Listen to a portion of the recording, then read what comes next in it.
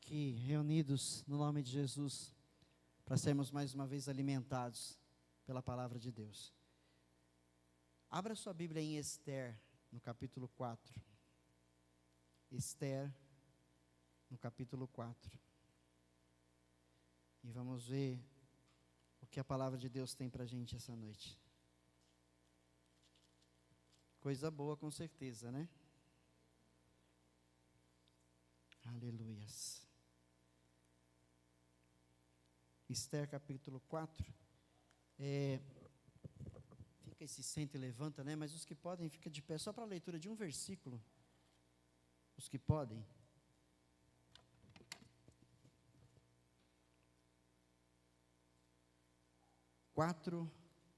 Capítulo 4 de Esther, no verso de número 14.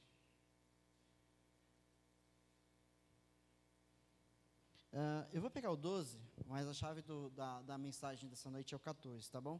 Só para dar um pouquinho de entendimento e depois eu explico melhor a história. Diz assim: quando Mardoqueu recebeu a resposta de Esther, mandou dizer-lhe: não pense que pelo fato de estar no palácio do rei, você será a única entre os judeus que escapará. E aí o 14: pois se você ficar calada, nesta hora, socorro e livramento surgirão de outra parte para os judeus, mas você e a família do seu pai morrerão. Quem sabe se não foi para um momento como este que você chegou à posição de rainha. Amém? Pode se assentar. Quero fazer uma oração. Pai, esta é a tua palavra e eu peço para o Senhor que o teu Espírito Santo possa falar no profundo, meu Pai, de nossos corações, possa trabalhar em nós um pouco mais para a tua glória e para o teu louvor, para que nós possamos, meu Pai, cumprir, Senhor, com o chamado que temos nessa terra, de glorificar o teu nome aqui e onde quer que estejamos nessa terra. Pai, em nome de Jesus, dá-me agora a sabedoria dos céus, a tua sabedoria, para que essa mensagem possa ser a tua vontade pregada no coração de todos, no nome de Jesus. Diga amém. Graças a Deus.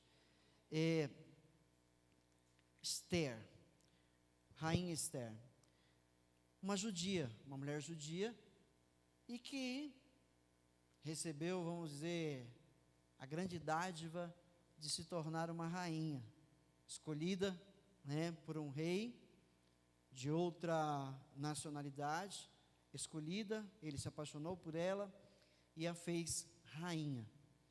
E ela agora está, vamos dizer, tendo uma vida de rainha, né? Ou seja, ela está sendo servida, ela está tendo tudo que ela jamais talvez tivesse sonhado ter, ela tem. E aí a mensagem seria para exaltação de Esther? Quem sabe? Foi para isso que ela foi colocada lá como rainha? Né? Com certeza não, com certeza não. Então o que eu quero desde já falar para você, sobre a sua pessoa, você que está aqui essa noite, por que você acha que você está onde está? Por que você está na posição em que se encontra? Por que você está envolvido nessa situação? Por que você nasceu nessa família? Por que você nasceu nesse país, nessa cidade? Por que você mora aqui? Por que é esse o trabalho, o seu emprego? Por que nele você está agora? A Bíblia diz que há um propósito para todas as coisas. Para tudo que há embaixo nos céus, escreveu Salomão, no capítulo 3 de Eclesiastes, há um propósito, e um propósito divino. Entendeu? Por isso Mardoqueu faz essa pergunta: o que acontece com os judeus? Existe um inimigo dos judeus ali, chamado Amã, e ele odeia esse Mardoqueu e todo e qualquer judeu, ele odeia, e ele quer ver o mal dessa turma, ele quer ver a exterminação dos judeus, um Hitler, né? Para você entender melhor o Amã, né? Um Hitler, ele queria eliminar a raça. E aí então ele é chegado do rei, ele tem um cargo né, de muita autoridade ao lado do rei, e ele engana o rei. Ele consegue que o rei assine um decreto para que no dia tal, do ano tal, todo judeu fosse exterminado da face da terra. E o rei foi lá e selou com seu anel aquele decreto, e aquele decreto correu por todas as províncias que estavam debaixo do domínio do rei. E agora a coisa ficou muito séria. Então Mardoqueu, quando fica sabendo disso, quando ele sabe disso, e lembrar que Mardoqueu ele já tinha feito uma boa ação de ter, né, abençoado a vida do rei, descobrindo algo e levando ao conhecimento do rei. Ele já tinha, né, um ponto positivo com o rei, mas o rei ainda não se lembrava dele. Mas tudo bem, agora eles estão ameaçados. E então Mardoqueu, ele recorre a quem? A rainha Ester. Ele vai até Ester e ele fala para ela: você está sabendo o que está acontecendo. Você sabe o que está acontecendo. E não pense que por você ser rainha, isso não vai se achegar até você e você também não será morta. Né? Se você se calar, ele disse para ela, se você ficar calado e não fizer nada pelo seu povo, a salvação virá de alguma outra forma. De alguma outra forma, Deus vai agir e vai salvar a nós, a nossa raça. Né? Mas você vai morrer, porque você negligenciou. Né? Então ele diz lá no verso 14, só para refrescar a nossa memória, no verso 14, eu vou pegar de novo aqui, ele disse assim para ela: pois se você ficar calada, nesta hora, socorro e livramento surgirão de outra parte para os judeus, mas você e a família do seu pai morrerão. Quem sabe, se não foi para um momento como este, que você chegou à posição de rainha. Deixa eu falar para você uma outra coisa. Uma vela, ela pode ser colocada num castiçal de ouro, mas ela não está acesa para iluminar a si mesma, se é que você está me entendendo, mas ela está acesa para iluminar todos os que estão naquele ambiente, entendeu? Ou seja, você está sobre essa terra com um propósito, você e eu estamos nessa terra com um propósito. Nós somos salvos por Jesus, nós que reconhecemos, que entregamos a vida, somos salvos por Jesus. E agora nós vamos cuidar somente da nossa salvação e entender que, não, agora eu preciso cuidar de mim, estou salvo, glória a Deus, né? Eu não posso pensar assim, eu fui salvo por um propósito, não só para mim. Deus não fez isso só para mim. Ele me salvou, e o propósito dele vai muito além apenas de me salvar somente a mim. O propósito dele é me salvar, para que através de mim, outros mais também sejam salvos. Então você está onde está, você é quem é, você tem o que tem, porque Deus tem um propósito na sua vida. Você é essa vela, num castiçal de ouro, você está acesa, ou aceso, para iluminar outros, para iluminar outras pessoas. Pessoas que Deus vai colocando na sua frente, vai colocando no seu dia a dia, pessoas que você vai conhecendo, pessoas que chegam até você, pessoas do seu convívio, pessoas da sua família, pessoas do seu trabalho. Você está nesses lugares para ser luz, você está nesses lugares para a salvação de outros. E Ester estava ali naquela posição, ela recebeu a posição de rainha, porque Deus tinha um propósito com isso. Olha o propósito de Deus. Deus já sabe o porvir, então Ele já cuida de tudo. Com isso eu também posso dizer, Deus já cuidou do dia de amanhã para você. Ele já cuidou do dia de amanhã para nós. Porque Ele já sabe o que vai vir amanhã. Ele já sabe o que vai acontecer amanhã. Sabendo disso, Ele então deu a Ester o privilégio de se tornar rainha. E qual é o propósito de Deus agora? Usar a vida dela para salvar os judeus, para salvá-los da morte. Porque o que ela faz? E ela pede aqui depois, interessante, que ela é advertida pelo Mardoqueu. Então ela cai na real, ela acorda, e aí o que ela faz em resposta? No verso 15, ou melhor, no capítulo 7, deixa eu ver se é aqui mesmo, desculpa, é que eu estou no capítulo errado. No verso 15, então Esther mandou esta resposta a Mardoqueu: vá reunir todos os judeus que estão em Suzã e jejuem em meu favor. Não comam nem bebam durante 3 dias e 3 noites. Eu e minhas criadas jejuaremos como vocês. Depois disso, irei ao rei, ainda que seja contra a lei. Se eu tiver que morrer, morrerei. Por quê?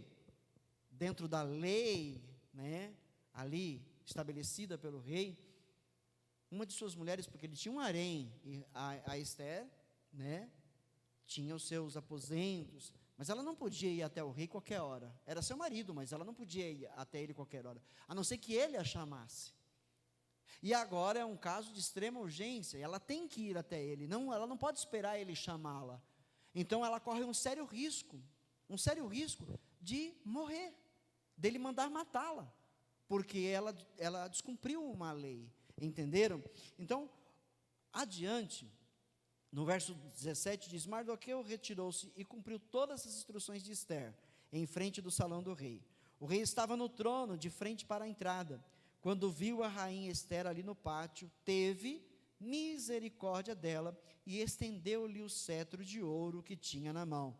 Esther aproximou-se e tocou a ponta do cetro. E aí o rei pergunta: que há, rainha Esther? Qual é o seu pedido? Mesmo que seja a metade do reino, lhe será dado. Olha o amor que ele tinha por ela, mas ela correu um grande risco. Respondeu Esther: se for do agrado do rei, venha com Amã a um banquete que lhe preparei. Disse o rei: tragam Amã imediatamente, para que ele atenda ao pedido de Esther. Então o rei e Amã foram ao banquete que Esther havia preparado. Enquanto bebiam vinho, o rei tornou a perguntar a Esther: qual é o seu pedido? Você será atendida. Qual é o seu desejo? Mesmo que seja metade do reino, lhe será concedido. E aqui, abrir mais um parênteses aqui. Se é um crente, vamos dizer, meia tigela, vamos usar o termo, ele ia querer a metade do reino. Não é verdade? Se é um falso crente, eu quero a metade do reino. Opa! Mas não, ela era uma crente de verdade.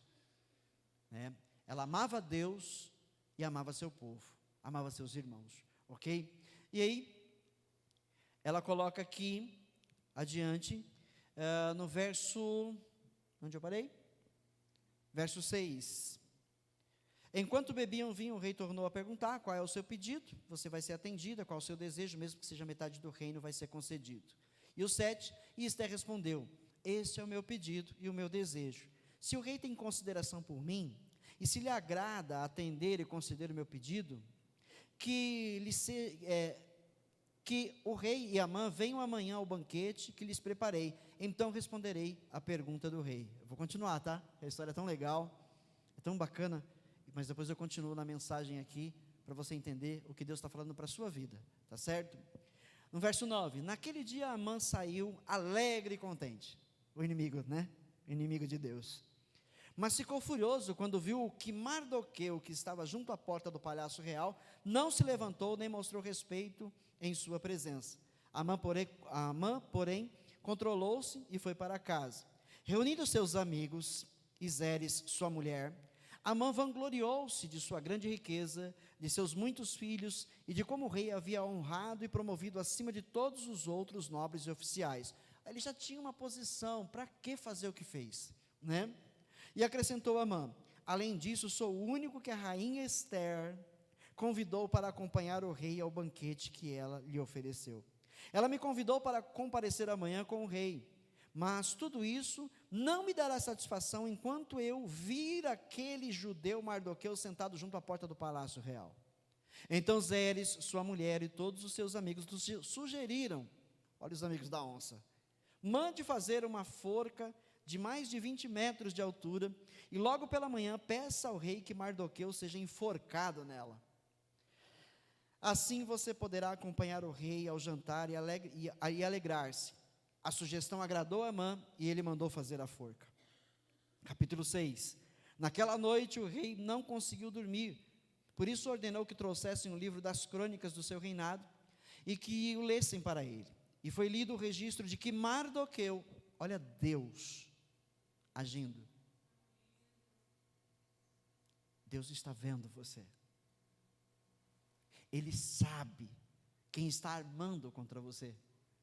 Ele sabe quem vai se levantar contra a sua vida. Ele sabe se alguém vai te trair. Ele sabe se alguém vai preparar para você uma armadilha. Ele sabe. Então Deus trata de agir a favor daqueles que o amam e que confiam na sua palavra. Olha só.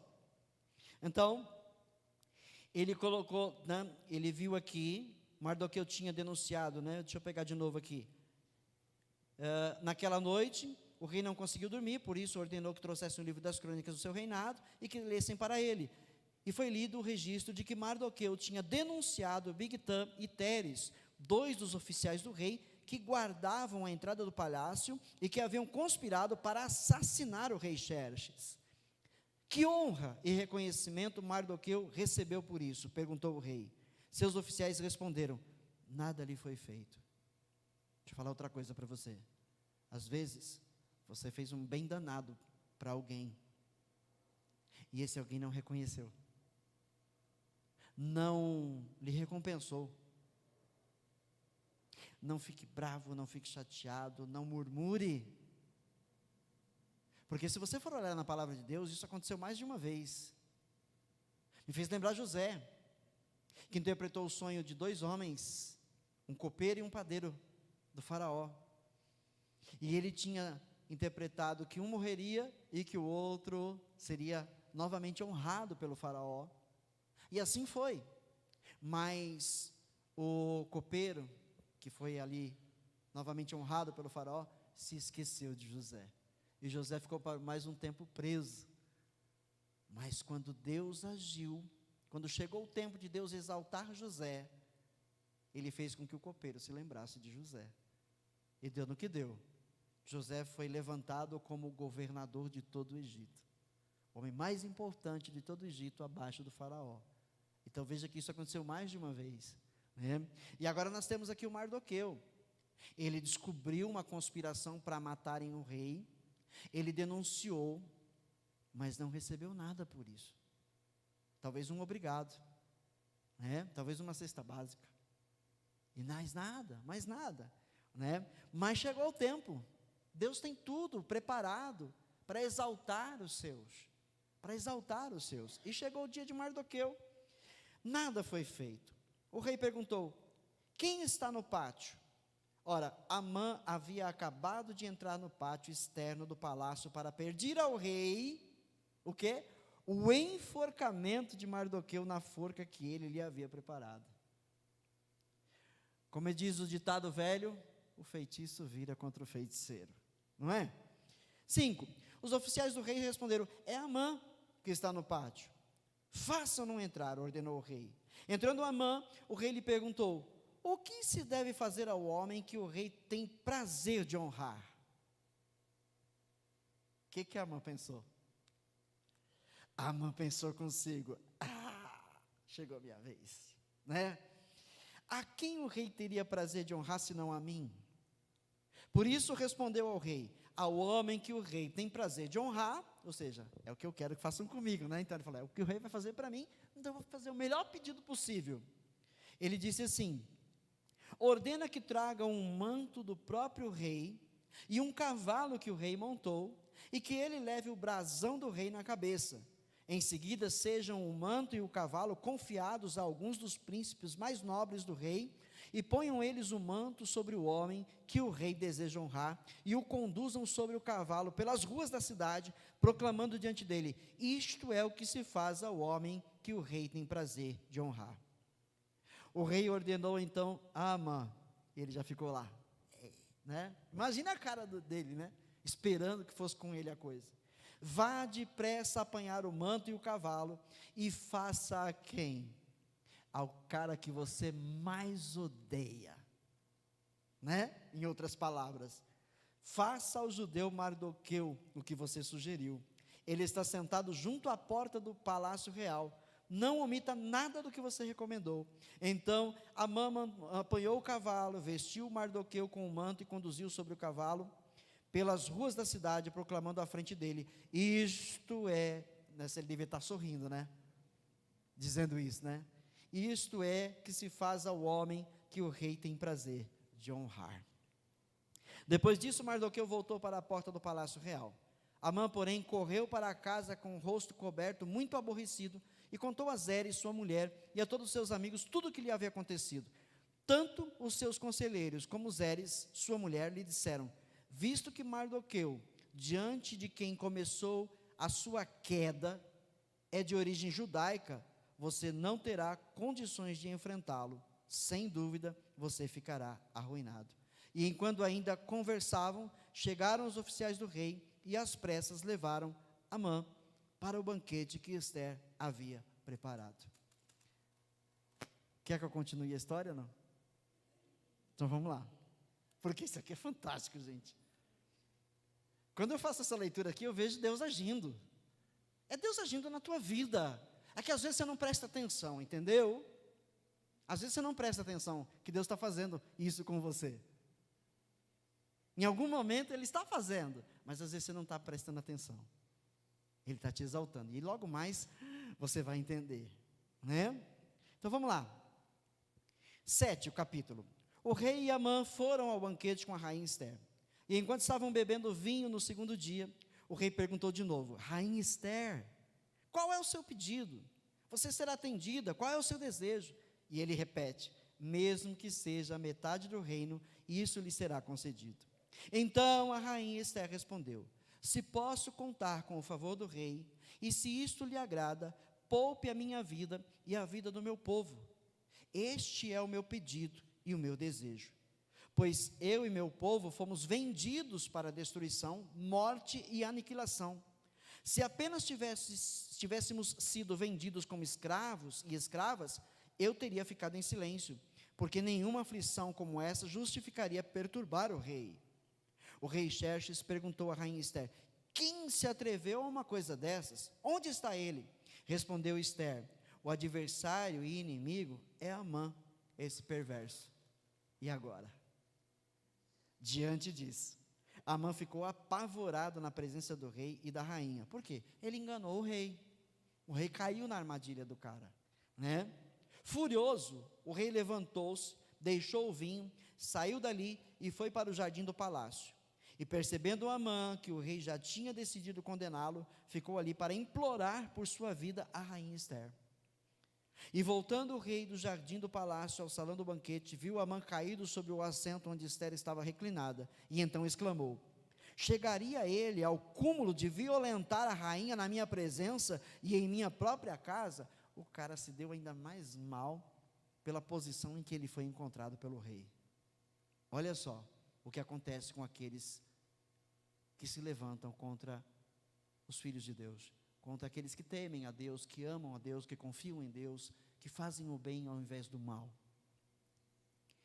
Mal o rei terminou de dizer isto, alguns oficiais cobriram o rosto de Amã, e um deles, chamado Arbona, que estava a serviço do rei, disse: há uma forca de mais de 20 metros de altura junto à casa de Amã, que ele fez para quem? Para Mardoqueu, aquele que intercedeu pela vida do rei. Meu Deus. Deus, Yahvé, o Criador, Ele é justiça.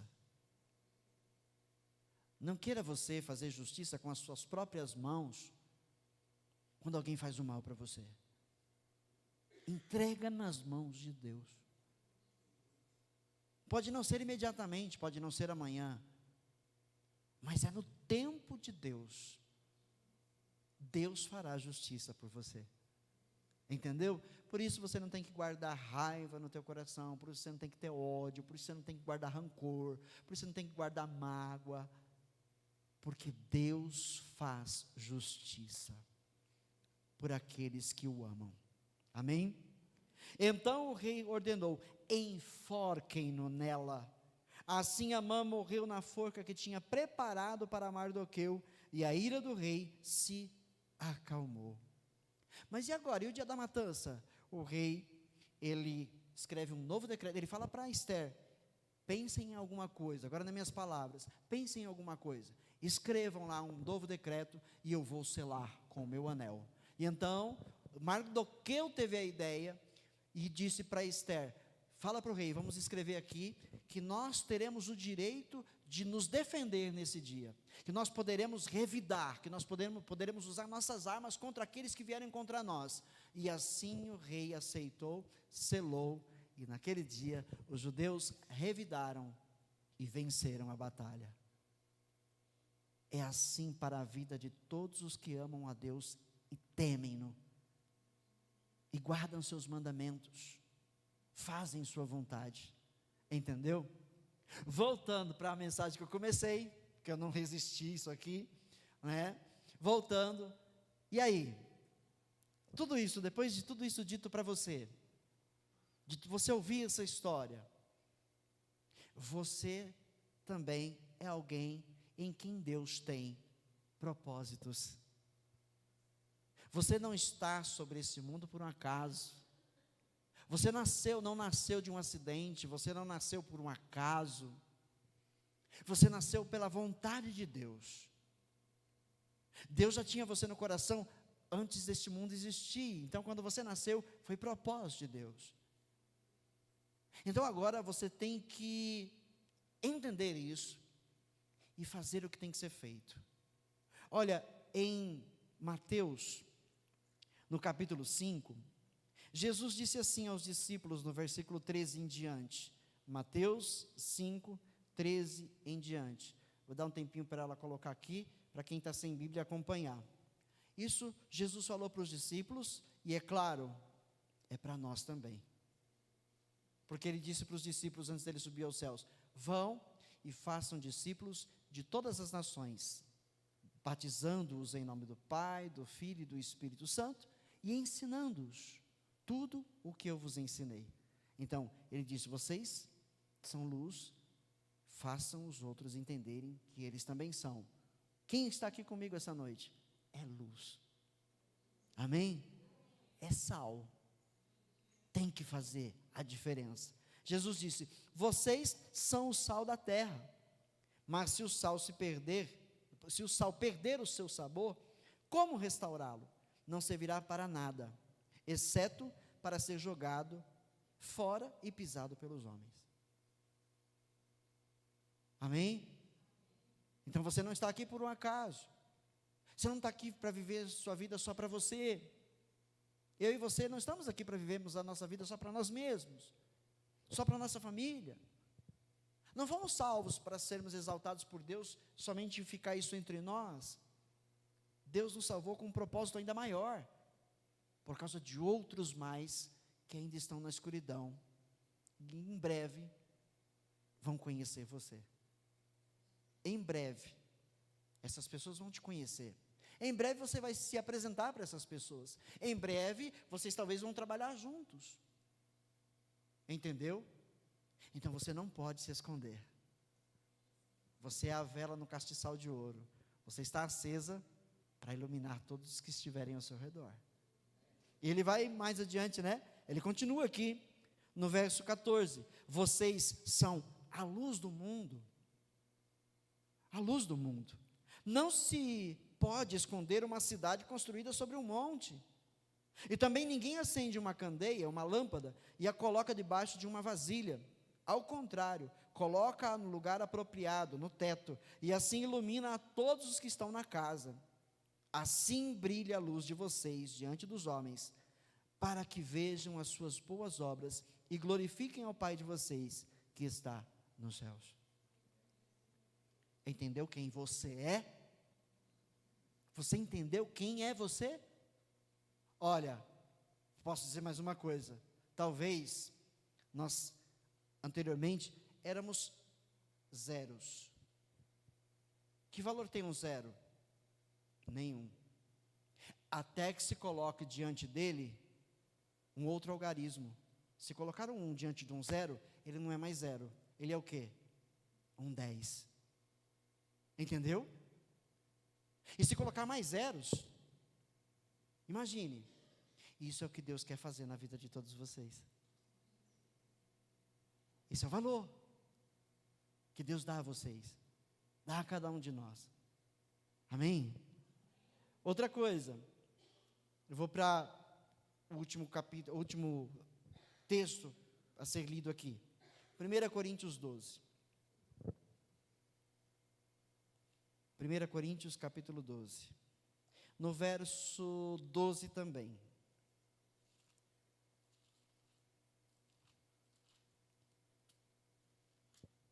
12 em diante. Deus não salvou uma mão somente para amar a mão. Você vai entender com o texto. Ok? Digamos que você seja a mão. Amém? Deus não te amou só porque você é uma mão. Não vai ficar só em uma mão. Não é assim o amor de Deus. Então ele diz assim: ora, assim como o corpo é uma unidade, embora tenha muitos membros, e todos os membros, sendo muitos, formam um só corpo, assim com respeito a Cristo. Pois em um só corpo, todos nós fomos batizados em um único Espírito, quer judeus, quer gregos, quer escravos, quer livres, e a todos nós foi dado o beber de um único Espírito. O corpo não é feito de um só membro, mas de muitos. Você entendeu? Se o pé disser, porque não sou mão, não pertenço ao corpo, nem por isso deixa de fazer parte do corpo. E se o ouvido disser, porque não sou olho, não pertenço ao corpo, nem por isso deixa de fazer parte do corpo. Se todo o corpo fosse olho, onde estaria a audição? Se todo o corpo fosse ouvido, onde estaria o olfato? De fato, Deus dispôs cada um dos membros no corpo segundo a sua vontade. Se todos fossem um só membro, onde estaria o corpo? Entendeu por que Deus salvou um? Ele salvou um para alcançar mais outros e formarem ambos um corpo. Entendeu? Assim há muitos membros, mas um só corpo. O olho não pode dizer à mão, não preciso de você. Entenda. Você precisa de quem está do seu lado.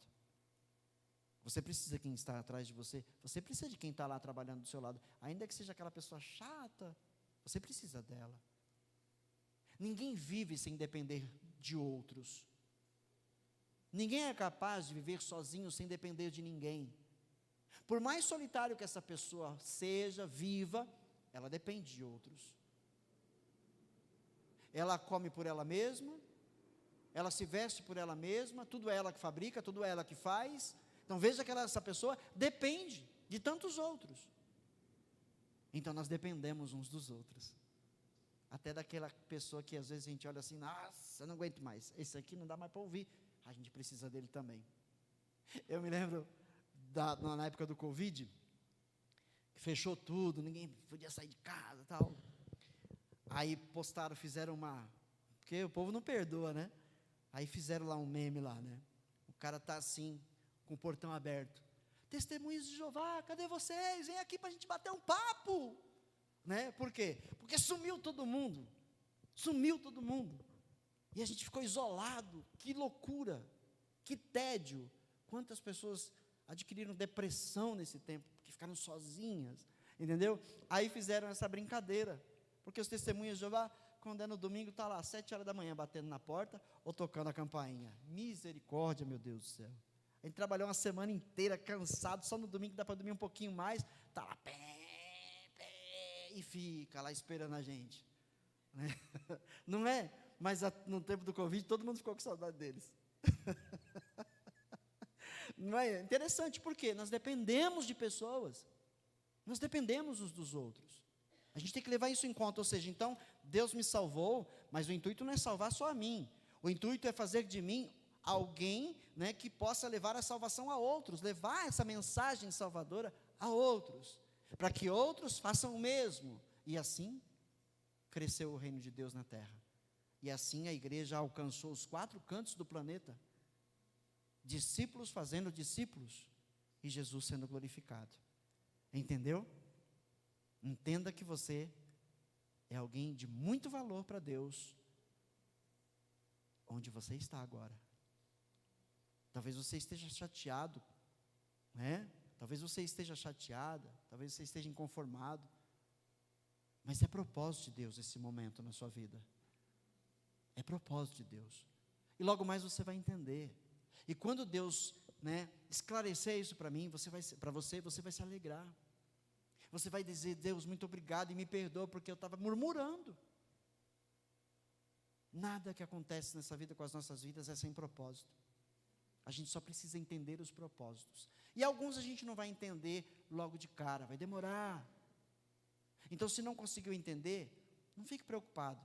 Entrega nas mãos de Deus e diga para Ele: Senhor, faça-se a tua vontade. Amém? Entendeu isso? Deixa eu ver se eu terminei a leitura aqui. 21, né? 21 eu li? Vocês nem sabem mais, né? Vili, então, mudei aqui, 12, está aqui. 21, 22. Ao contrário, os membros do corpo que parecem mais fracos são indispensáveis. Olha para o seu corpo humano. Dizem que a apêndice não serve para nada. Ela serve sim, para dar apendicite. Para levar a gente para o hospital. Ela serve para alguma coisa. Deus não criou nada sem propósito, né? Deus não criou nada sem propósito. Serve para alguma coisa, serve. Tudo em nós serve para alguma coisa, tá? Então até os mais fracos, diz aqui, né, que são indispensáveis. E os membros que pensamos serem menos honrosos, tratamos com especial honra. E os membros que em nós são indecorosos, são tratados com decoro especial, enquanto os que em nós são decorosos, não precisam ser tratados de maneira especial. Mas Deus estruturou o corpo, dando maior honra aos membros que dela tinham falta, a fim de que não haja divisão no corpo, mas sim que todos os membros tenham igual cuidado uns pelos outros. Quando um membro sofre, todos os outros sofrem com ele. Quando um membro é honrado, todos os outros se alegram com ele. Amém? E é assim que a gente tem que viver, valorizando cada momento da vida e cada pessoa que Deus colocar no nosso caminho, ainda que sejam pessoas que não gostem de nós, ainda que sejam pessoas que vieram para tentar destruir a nossa vida, ainda assim, nós não podemos odiá-los. Nós temos que entender: o Senhor tem algum propósito nisso? Eu não vou cair na armadilha desse inimigo, de odiá-lo, né? Não, eu vou orar por ele, eu vou clamar por essa pessoa. Quem sabe um dia ele muda, entendeu? Não desperdice a sua vida com ódio, não desperdice a sua vida com rancor, não desperdice a sua vida com mágoa, não desperdice a sua vida se entregando, né, à tristeza, porque isso ou aquilo não deu certo. Faça bom uso da sua vida, seja luz no mundo em toda e qualquer situação. Quando todo mundo está chorando, se você está de pé, firme, eles olham para você e se agarram em você, porque eles veem em você uma esperança, entendeu? Se todo mundo desiste, que esperança haverá? Tem que ter alguém que fala: não, não desistam. Olha lá o naufrágio, né? Foi de Paulo, não foi Paulo, foi, bom, são tantos naufrágios na Bíblia. Eu vou contar o de Paulo. Estava no navio, houve uma grande tempestade, ele estava preso, ele era preso, né? Ele ia ser levado para ser julgado, e ele estava preso junto com outros presos e a tripulação do navio, e aí houve uma grande tempestade, e eles achavam que iam todos morrer. Paulo estava lá com um propósito, Deus queria salvar todas aquelas vidas, então Deus falou para Paulo: diga que ninguém vai morrer se permanecer dentro do navio. E aí Paulo falou para eles: olha, não pulem do navio, não tentem se salvar, Deus salvará todos nós se nós não pularmos do navio. E aí, só saíram do navio na grande tempestade, quando ele encalhou. Quando o navio encalhou, e eles viram terra, aí Paulo disse, agora sim, desceram e foram todos para a terra. Não houve uma morte. Todos se salvaram, como Deus tinha dito a Paulo. O propósito de Deus era, através de Paulo, salvar todas aquelas pessoas. Entenderam? E na sequência, Paulo chegou em terra, está lá todo molhado, em volta de uma fogueira que as pessoas que os receberam lá fizeram. Ele é mordido por uma cobra. Quem olhou falou, já era. E era uma víbora peçonhenta. Era coisa de 1 ou 2 horas, está morto. E ele foi mordido, sacudiu a cobra e jogou ela no fogo. E eles ficaram esperando ele inchar e morrer. Quando não é o tempo, não vai acontecer. Deus mantém o propósito. E Paulo não inchou, não ficou doente, e todo mundo se admirou. Por quê? Porque Paulo estava vivendo segundo a vontade de Deus. Deus ainda tinha muito propósito. Não tenha medo do amanhã, não tenha medo da morte, porque a gente só vai morrer quando chegar o nosso dia. Quando Deus disser, os meus propósitos para você nessa terra terminaram, vem para o que está preparado para você, vida eterna. Eu espero que as palavras que foram ditas aqui essa noite tenham servido e continuem servindo para você, quando você sair por essas portas, no nome de Jesus. Que Deus abençoe. Vem brindar.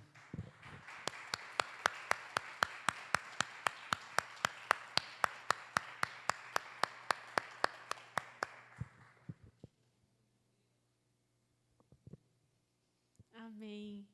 Nossa, fiquei muito feliz com essa pregação. Deus é tão bom com a gente, né? A gente é tão privilegiado pelas coisas que Ele pode fazer por nós. Que sejamos pequenos cristos aqui nessa terra. Que outras pessoas vejam o brilho de Jesus em nós. Vamos colocar de pé, finalizarmos, orarmos. Nossa semana segue do mesmo jeito, tá? Com os horários que os irmãos já conhecem. Então, amanhã nós temos teologia às 8. Na sexta-feira, o culto às 8. Sábado não temos nenhum evento. E domingo, como sempre, de manhã às 10. Desculpa que eu estou ficando rouca. De manhã às 10 a gente tem a EBD. E à noite às 18, culto da família. Amém?